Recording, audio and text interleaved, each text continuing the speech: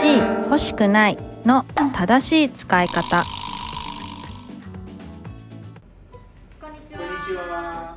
UJS の小沢です。 UJS のアルフォンソです。今日は欲しい、欲しくないの使い方について紹介します。では始めましょアルフォンソさん、もうすぐ誕生日ですね。何が欲しいですか？う。そうですね。日本語の辞書が欲しいです。じゃあおすすめの辞書がありますからプレゼントしますよ。あ、先生、ありがとうございます。楽しみです。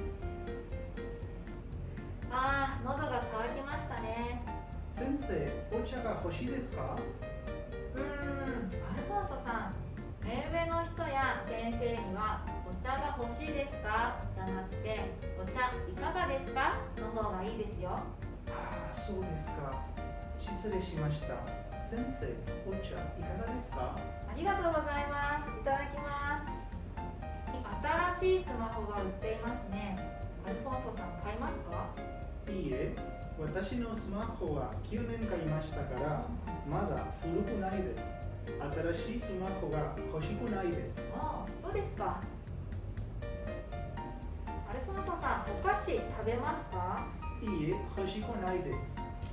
アルフォンソさん、欲しくないですは強い言い方でちょっと失礼ですよ。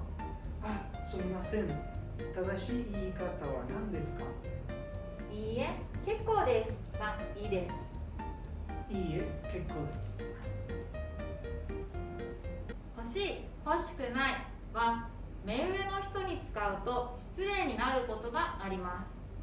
いかがですか？や結構ですなど他の言い方に変えましょう。見てくれてありがとうございました。この動画がいいと思ったらグッドボタンをお願いします。質問があったらコメントにしてください。Si tienen alguna pregunta, comenten por favor. さようなら。Hasta pronto.